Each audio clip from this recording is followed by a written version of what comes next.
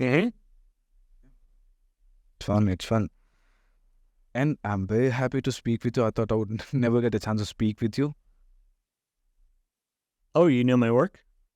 Yeah, not like it's not about knowing your work. I've just seen you working on that one image, and I'm interested and I'm inspired. Oh, excellent. Yeah, because most of the artists, what they do, they just start with the outline and they do with the soft colors first, and they usually develop it into in different shades. But you have your own style of working. It's not as smooth. It's like what do you say? It has a different look to it, which I liked a lot. And I've never seen Thank you. something like that in my recent times. Or uh, and like I've been working on this for 6 years in this field, art field, and I've never Mm-hmm. seen something like this because gotten something like an acrylic style. Yeah. I love that. Yeah, I started learning with digital, but I found that when I tried out acrylic, I found that working in acrylic was really similar to how I painted in Photoshop. Yep, yep. Because usually most of the people don't use the style, Mm-hmm. and you using that style made me feel like, boy, boy, this is something else. Well, that's the thing is you're allowed to do whatever you want. So it's like I don't do this because like I can do this in a cleaner way and I could make that my priority, but I really like working this way. It makes me feel good. And then the result on the other end, I like a brushier, more natural look. And I'm going to clean it up from this a little bit. I'm not going to leave it this grungy. But yeah, this process that I like to work in is very manual. I like that it's all like rough, dirty brushstrokes that are slowly getting tightened up and refined. I feel like I get what I want visually out of it more. And I think if you open up your mind to like the possibilities, like you can, discover new ways of working that are right for you that you're going to enjoy in the same way that I enjoy this. And if you when you see somebody working in a certain way that they really love it, you can tell. Like I feel like it's not just like the aesthetic of the image; um, it's the love of the artist that shows through. Yeah, man. Yeah, yeah, yeah. That's what gave me an inspiration to uh, watch you work, and which gave me an intent to speak with you. That's what I loved. But just the look of the art, the style that you're making, made me um, feel into it. Excellent. Well, I'm glad that my style is appealing to people. It feels lucky because it's what I want to do selfishly. And if everyone hated it, I'd have a lot of trouble building an art career. Yeah, man. But Uh, but the best part of being an artist is being unselfish to your art. That's the best thing that you can do. Actually, yeah, totally agree. even I love that. Most of my friends even don't like my arts because I most of the time do like I'm like a Zack Snyder color grade type. Okay, most of Yeah. the time I do works with darker types, and Mm-hmm. my friends, they don't like it at all. But the time being, they understand why I used to take those grays, those metallic colors, and they started to understanding why I liked it, and they started liking it. Yeah. And now you're setting a trend. You're going to find that you'll see people who are imitating what you like to do That's that's because, like, that's what we expect. That's what we expect. yeah, but they're not really imitating like the work. I mean, they're imitating your love for the work. Yeah, yeah. It's like just an inspiration for Mm-hmm. the time being. Oh boy, that's what. Thanks. Sounds like you get it. Yep. No, thanks for coming. Yeah. uh, Thanks for having me too. Chalo, man. Take care. Bye. Yeah, you too. We're having a good string of people coming up today. I'm happy to see people wanting to come on stage and hang out while I'm painting here. It's also nice to finally get to my study today because I normally was doing them in the morning. Get to it, busy with stuff all day. Finally, I get to now I get to like my favorite part of the painting where I clean things up. My favorite part of the day, which is my daily study. So you guys get to join me for this very happy, very selfish moment where I get to chew through these colors, figure out these edges, push everything in exactly the right spot.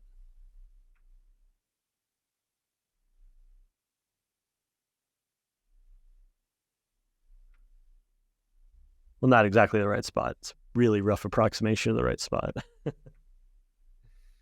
But, it's going to end up where it's going to end up. Serge, hello. Hello. So I'm doing pretty good. How are you? Doing really good. That's good.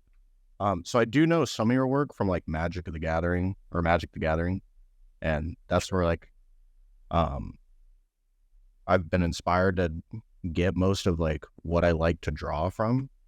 Mm-hmm. And I'm like super amateur. Like I haven't even tried to touch like digital art. I've only really been doing like pencil and paper, and then like upscaling it from there, like with like pen and like getting sharper lines and like trying out like shading and like color and all that. Uh-huh. Did you go to a school for art? Yeah, but a really bad one. A really bad one? Yeah. Okay. They got sued out of existence by the federal government. Oh, okay. Yeah. So would you say most of like your learning as far as art came is just like personal experience, and like school didn't really have a whole lot of impact on that? Or did it show you like some key like concepts that kind of helped you expand your art? School gave me time. Like it gave me 4 years where my primary thing I needed to do was get better at art. But the school itself was really just like an empty space for me to like learn from my peers and from the internet. So I don't give my art school credit at all for my work, but I also don't consider myself self-taught. I consider myself peer taught. It's like I would hang out on places like DeviantArt or CG Society, because those were like the spots where all the digital art was happening back in the day. And, I would see what other people were doing and, try to find info about their working process and talk to other artists and spend time with other artists wherever I could, meet them at conventions and things. And like, it was through kind of comparing my work to my peers and learning from them, techniques from them, that I was able to like get good at this stuff. And then, I had years of time where that was the only thing that was important for me to spend my time on, because I didn't have like other work. I didn't have a job. There was no expectations of me. I was living in my parents' house, and in that environment, like it's understood that like I'm supposed to just be getting better at art. That's the only thing. And 4 years of like constantly trying to expose yourself to tons of art and artists, and like your only priority being getting better at art, like that adds up. And I think that adds up in a way bigger than what is possible through like academic training. Okay. Because I think there's a lot of value in academic training, but man, I think the main part of it is just time. That's kind of good to hear, because like I said, like I'm just an amateur artist, so like I'm not super good. I can like decently draw, like sometimes, most of the time it's like super inconsistent, but like I have a job and like other like responsibilities, so I can't just like spend a whole day on it. Yeah. Right. But I mean, if you spend some time working like intentionally, an hour or two a day, like you can cover huge amounts of distance in terms of learning art very quickly. Okay. So go for it. Yeah. If you're really interested in learning any specific like skills within art, like learning anatomy or lighting or whatever, like set up some study materials for yourself. Like there are a lot of free resources online, whether it's like study guides or YouTube videos, things like that. And then, pick out a location online where you can be hanging out with other people who are all kind of up to the same sort of stuff. So you can compare notes and like learn from them and get, momentum from them. It's like, if you're the only one in your life that like thinks about art at all, it's really difficult to maintain focus. But like if you're surrounded by people who that's like a thing that they're obsessed with, like it's way, way easier to continue to like push and like make progress. Yeah, I could see that. And then as far as like digital art, did you start off with like with hand drawing first on like paper and pencil and then go to digital, or did you start with just digital? I started with both about the same time, I think. I painting is a big part of what I do as an artist, and I was a digital painter before I ever touched any traditional materials in a serious way. So I think of myself as being digital first, but I also, in my mainline work that I do for my brand, Angelarium, I always start everything with a traditional sketch. So it's like, not everything I do is digital, but it's like what I'm known for is painting, and all my paintings are digital. So it's a mix. And then do you just start everything on Photoshop, or do you have like a... No, I start typically with a pencil drawing, and for painting studies, I start in Photoshop because I have this photo up here, and it would be weird to like do a sketch of the photo and then scan it in and then go from there. So I start with a rough digital block in for these studies, but I don't I don't typically start my paintings digitally because it's hard for me. Like a lot of what's happening in a painting is the underlying structure, and it's hard for me to like maintain that structure in an environment where I'm like I never quite get everything pinned down. Like digital is very slippery in the sense that like you're always able to move things or second guess things, and it's like with a sketch that's solid, like you have like this like framework to be able to attach to, that I find to be like really, really helpful when it comes to like establishing the like overall structure for a figure and like keeping things consistent from the beginning to the end of the process.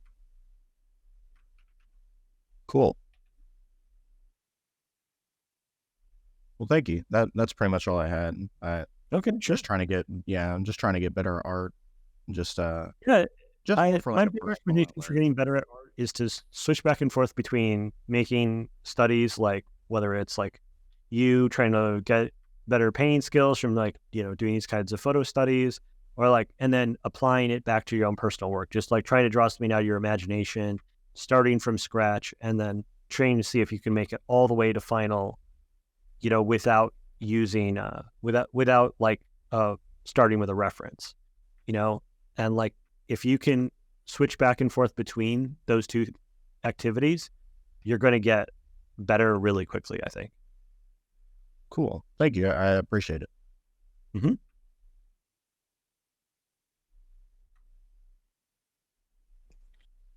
Hey, Peter, can you hear me? Hey. Yes. Hi. Thinking about a couple different questions, but I think I'll go with the most open-ended, poke you kind of question. Sure. I work with architecture students for a few years now, and I'm always kind of focusing or trying to help them focus on the process of making and what it can do for like how we think about things differently, and even sometimes your own identity about how you interact with the world and things like this. And so I was wondering, in your entire journey of art making, what has like unfolded with your understanding of the world, or like life, or maybe it's with other people, and I guess mainly focused on art making would be where the question's focused, I think, but open to kind of I bouncing. mean, art has been a really central part of my whole life since I started making it.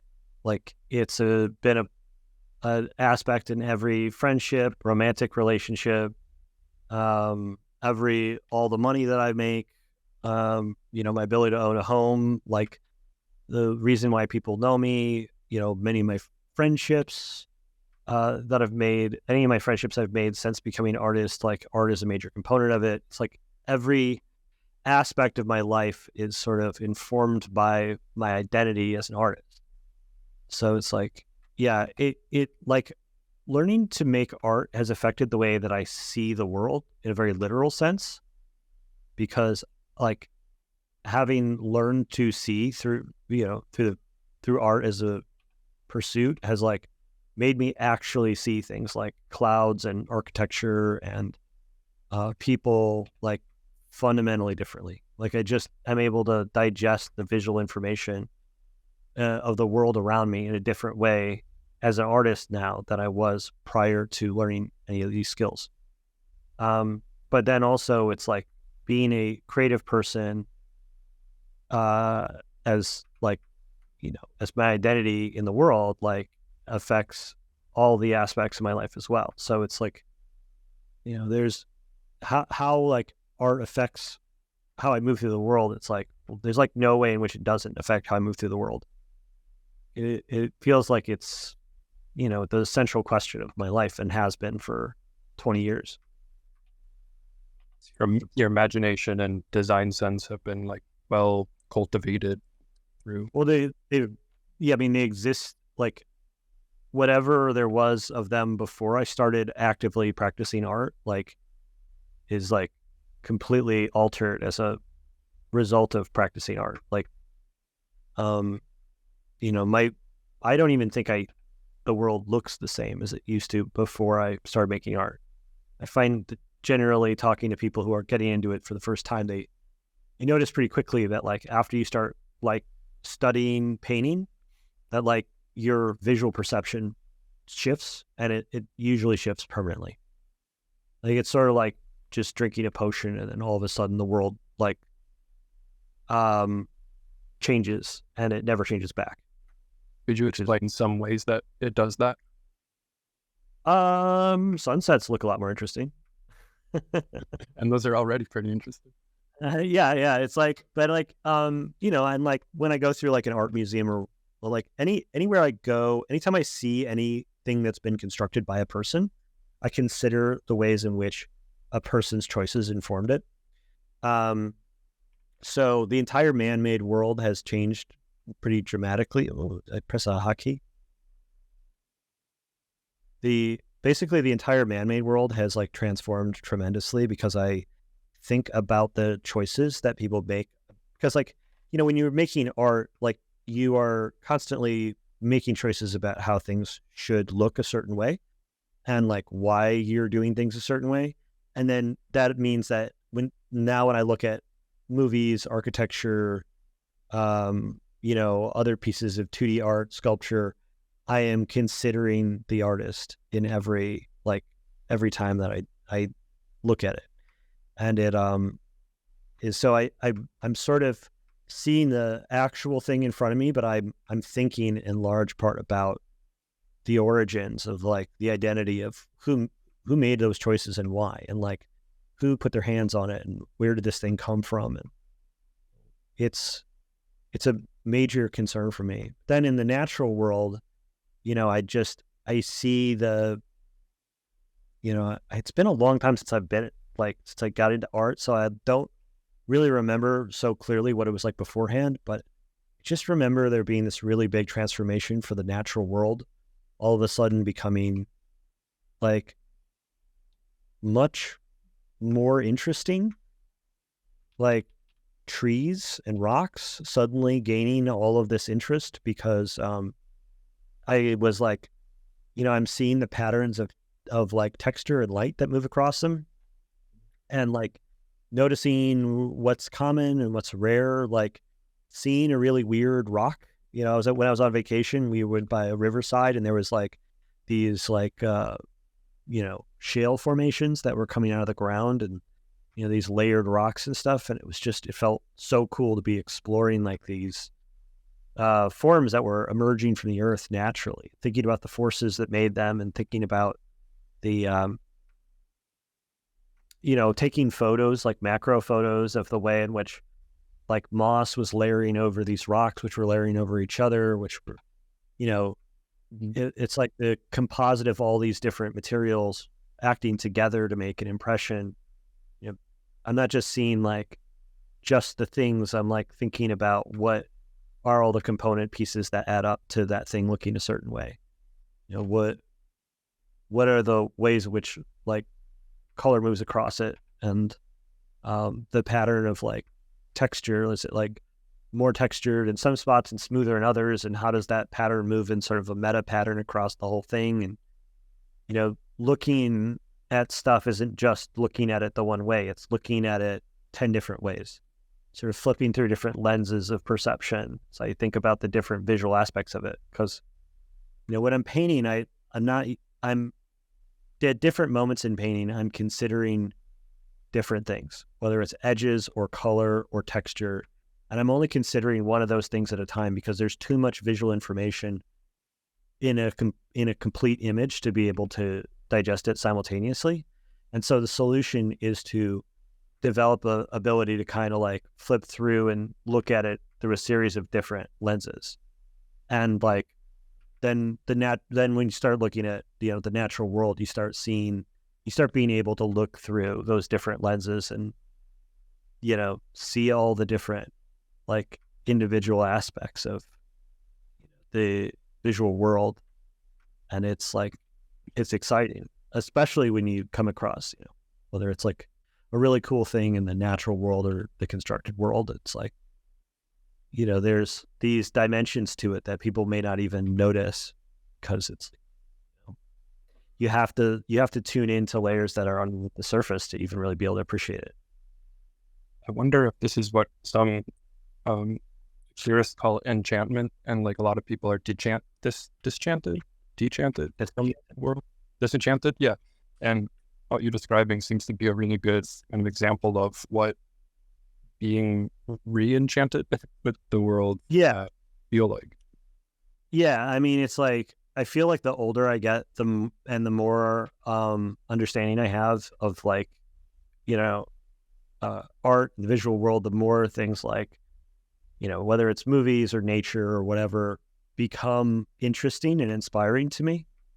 Everyone talks about how like this sense of childlike wonder, but generally I found that like, I don't know about everybody's kids, but my kids are like, they don't know what to be interested in. Like, they're just like, they haven't been exposed to a lot, so they don't always know what is the most interesting thing.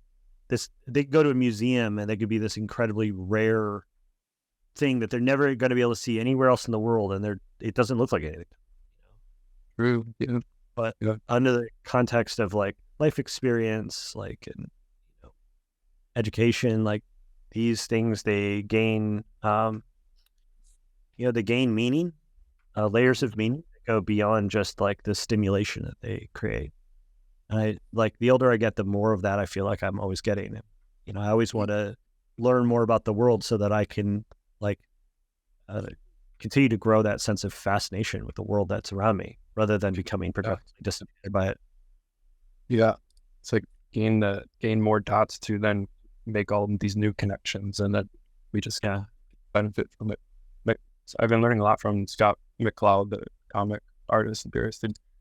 I think what you were saying might have described what he was explaining, the potential of comics, and I think it's just media in general, which extends to visual art and painting in a way to get people, it's like almost a window, he says, as a perspective to look back into the world and gain different perspectives by doing so. So it's like art is, like you were explaining, the lens, maybe think of that back into kind of thinking about what the world is and different perspectives, and kind of snap out of maybe a default way of thinking.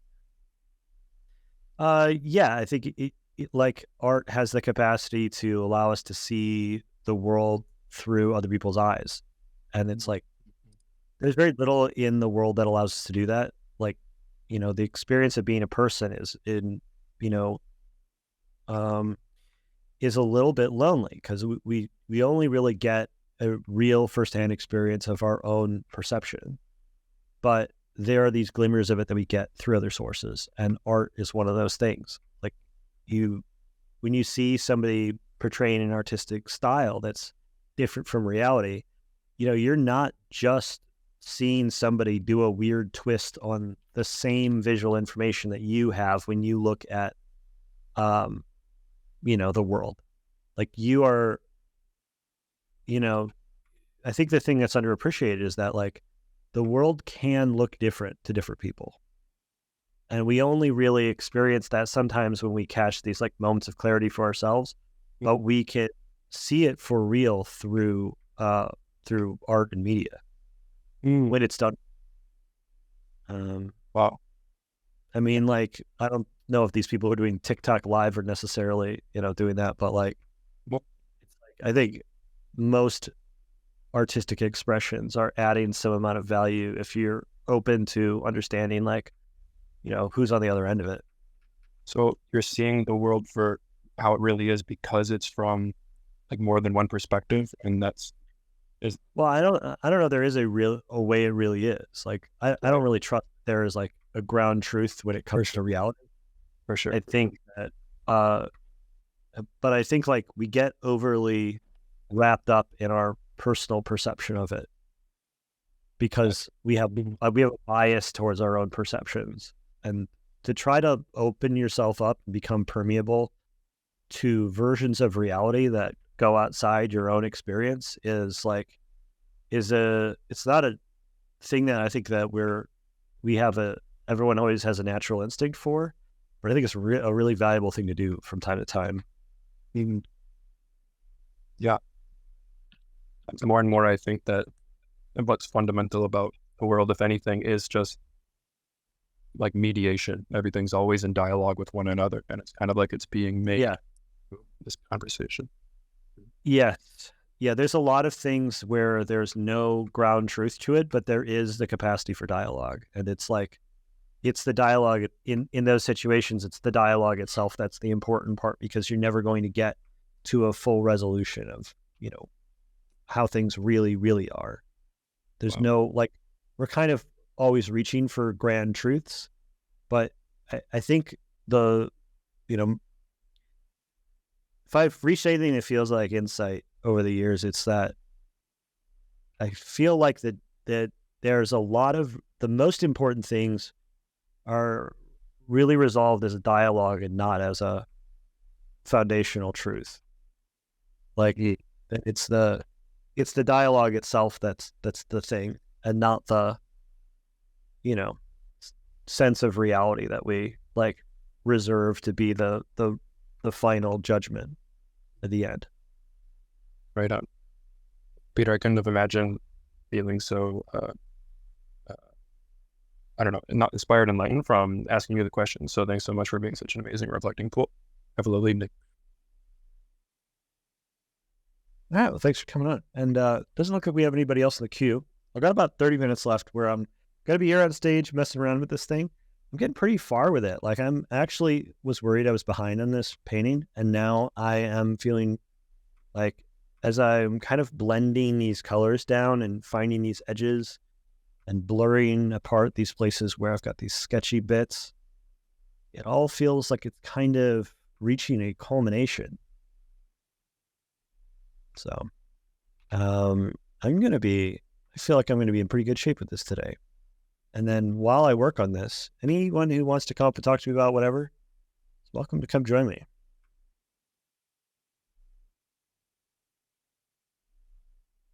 Give you guys a little bit of a breakdown on how I got to this point, because I've been working in a method that allows me to do that very easily. Just want to clean up a couple more edges down here and then be good.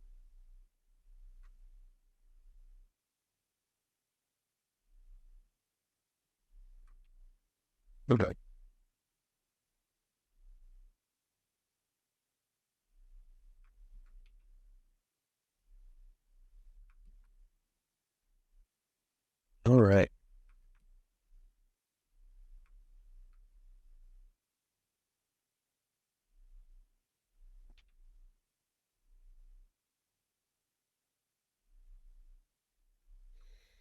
Okay. So let's look at what led us to this point.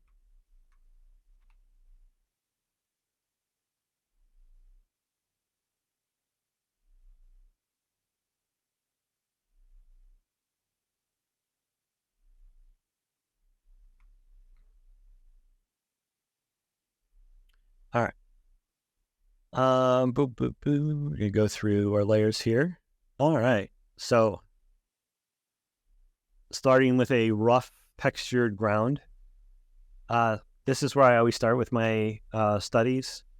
I don't want something that feels crisp and perfect. I want to feel like this space is in flux. I want to feel like it's a little messy.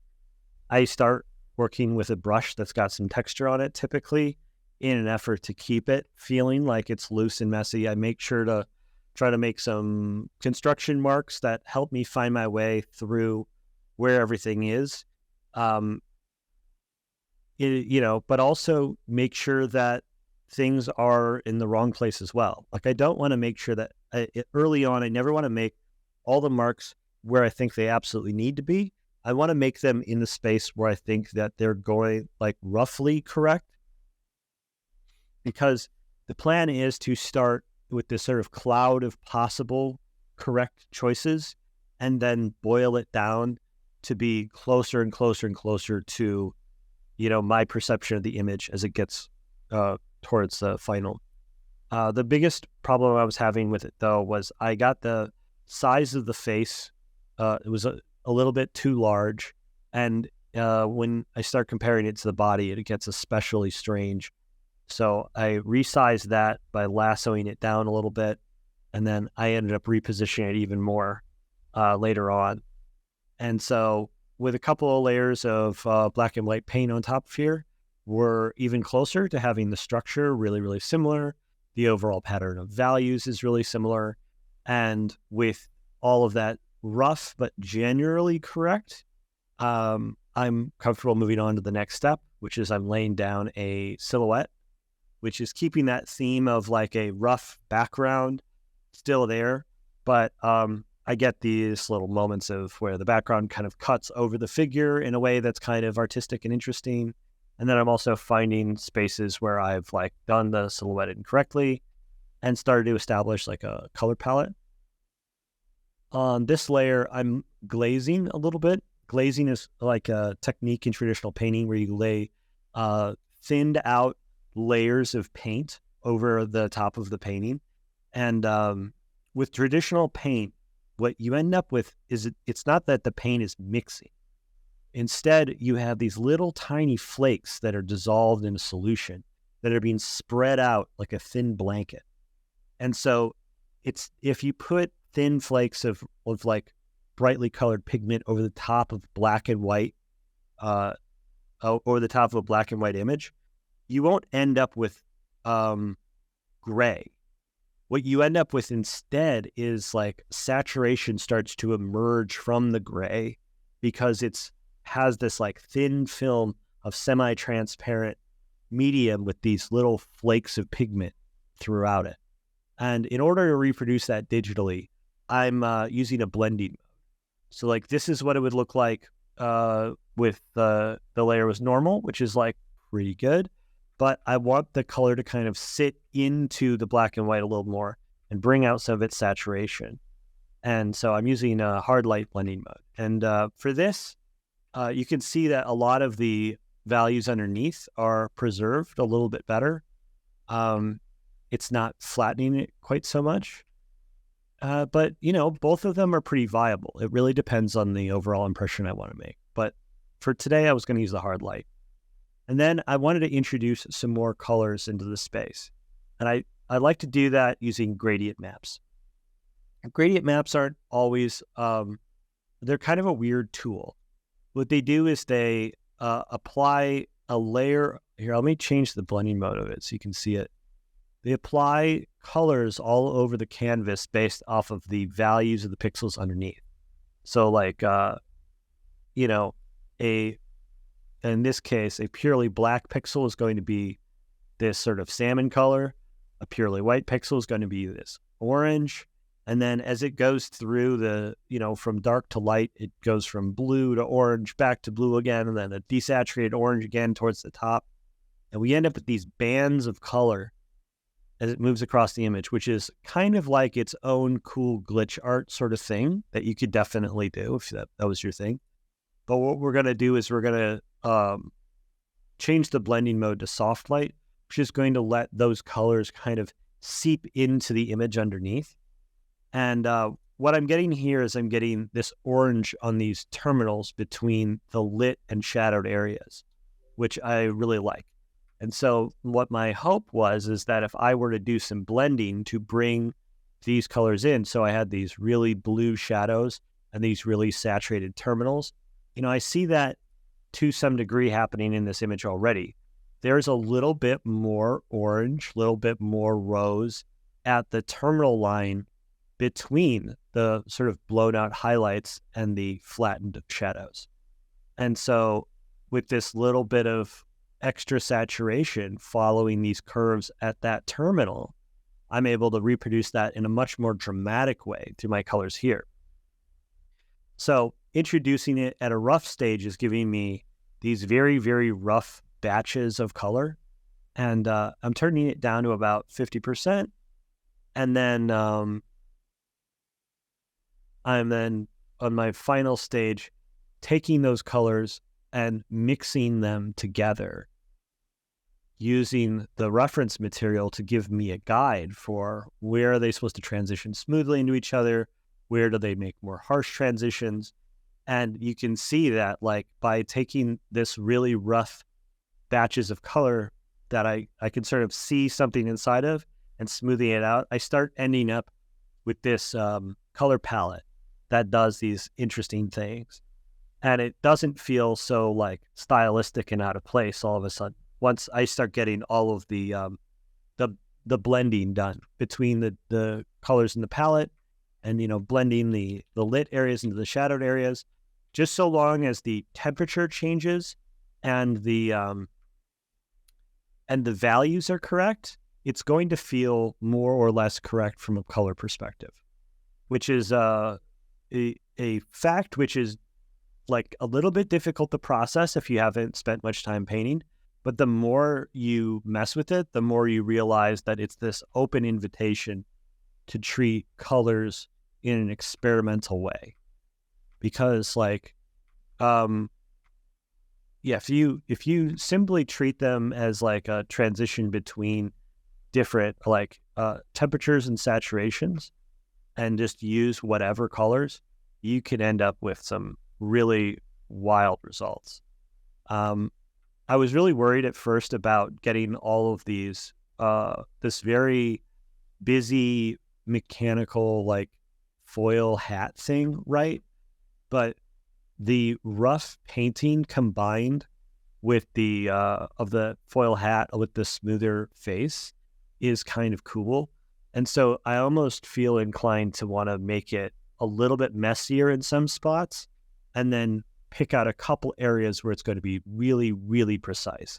And the transition between those, I think, is going to give the sense of intention in a way that doesn't require me to go and, work through every little spike individually, which is cool because I don't really have the time or the patience for that. There's still some areas that are feeling a little bit underbaked to me. So I'm going to go and address some of the spots that I feel like are a miss right now. And once I get those areas polished up, I'm going to have myself a finished study for the day. And I'm pretty happy with this one. I've been doing these every work day for the past 35 or so work days. And boy, have I just been feeling better and better and better the longer I do it. Just feel like I'm slowly gaining superpowers. It's awesome. Such a positive experience to feel the sense of like learning and growth day by day. And it doesn't really take that much with art to be able to get that sense, I think. It just a commitment to doing it every single day and, open mind is all it really takes to be able to make daily art progress. So if you want to give it a shot, invite you to try for yourself. you could do photo studies like this, or there's plenty of other different study methods that are available. And, hang out with other people who are interested in art and try to do it alongside of them. There's a lot of art communities online. I've got one myself. There's along with the art resources where I talk about software and hardware. You can go to vandaleye.com where I've got some of those resources laid out. And I've also got a link over to my art Discord there where I hang out when I'm working on these every day. And there's also a number of other people who are all up to their own personal artistic pursuits on that server. It's very fun.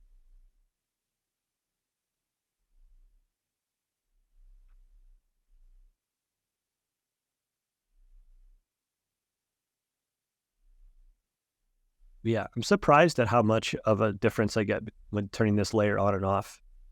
Typically, I'm used to just like, I think I've been doing a little bit more refined on my value roughs before I go into color. And by letting it be a little looser earlier on, I feel like I'm leaving more room for the rendering in the color stage, and that's been a real boon for me. So I think that might be one of the reasons why I'm feeling so positively about this. I'm about to go in and try to paint over some of these like foil spike things, and I don't really know what I want out of that. So I'm making a new layer, which will allow me to do some experimental marks and then turn them on and off to see whether or not I'm kidding myself about whether this is a good idea.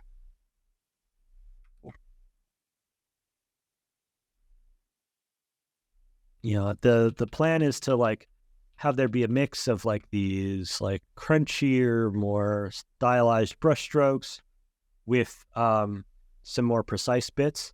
And if I decide that any part of that is like not working out, I want to be able to back out and pretend like it never happened. So making it on a separate layer allows me to do that very, very easily. Like I want a couple of these blown out highlights that's just like super, super reflective. A couple of really precise straight marks in here mixed in with the chaos.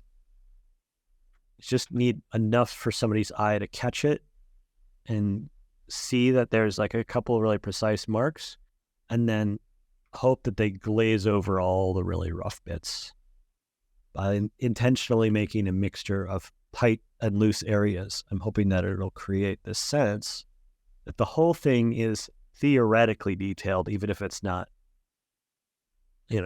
really detailed. Creating the perception of detail without actually spending the time to do all the detail it's one of the hardest things to do in art. It's something I'm always trying to learn how to do better. Not confident that it's like one of my stronger skills. So that's exactly the sort of thing that I want to be spending time on these studies doing, is figuring out how to get stronger at some of my weaker skills. So it's a perfect place to be doing that right here.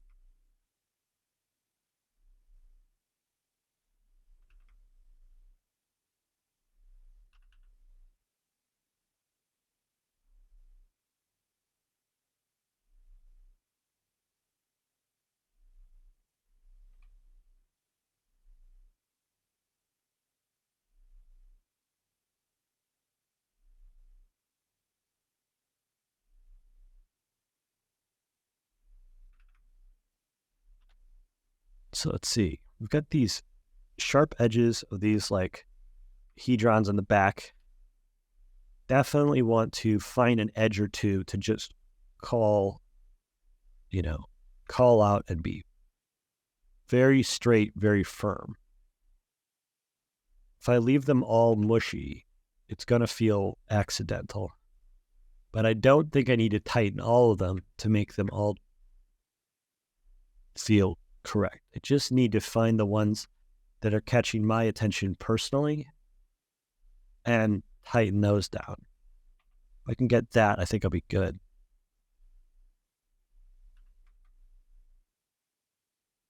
It's like there's not a firm rule on like exactly where you need to pull people's attention with drawing some areas tightly and some loosely. I feel like everybody's going to choose it to make choices a little bit different. And so it's up to you to figure out where your eye is going.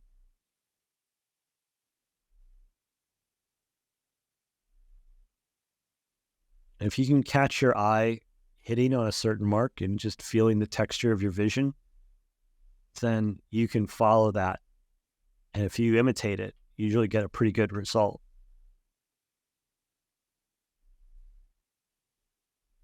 It's one of those moments where you just need to be careful about listening to yourself.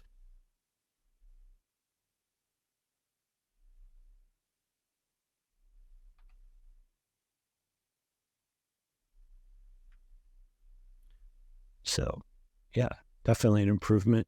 Not perfect. I still don't feel like I'm getting it 100%.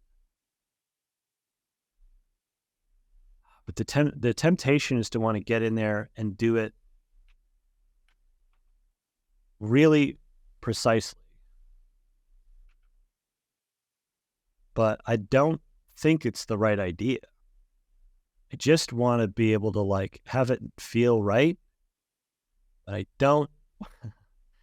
don't want to spend hours meticulously drawing 1,000 little spikes. I want to be able to be more efficient than that. It's the plan.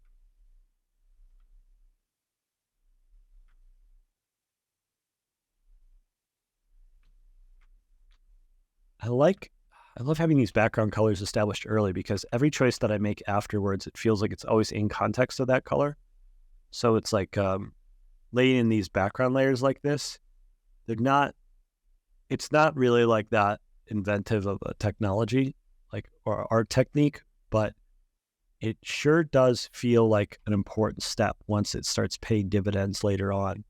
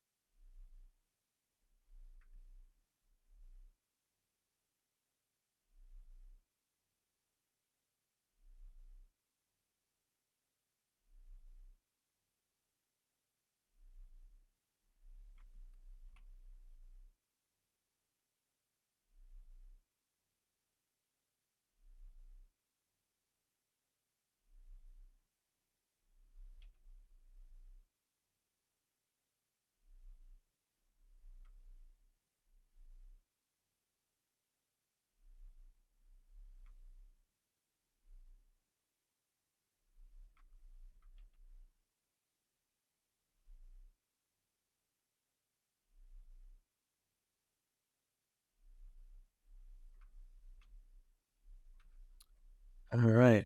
Final details. When I start smushing colors around and making streaks and whatnot, I always know that I'm at the end of the thing, because I've run out of things to really add to the main image, and now I'm just trying to find things that I think look really cool, make little stylistic flourishes that are, not particularly meaningful, blend together the final bits. It's not necessarily a choice to say hey, I'm done, I'm going to do this. But it just kind of bubbles up to the surface as feeling like the appropriate time to start doing that. And that's when I feel like I've got a timer that's going off, and dinner's ready. I've got the final bits are calling out to me as being largely complete. All right.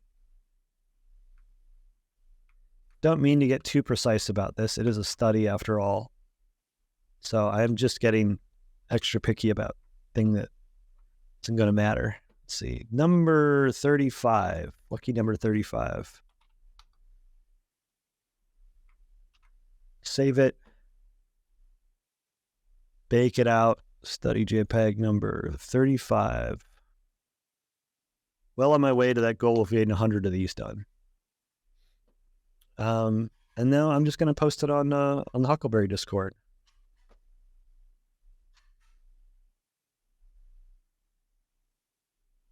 Daly's channel.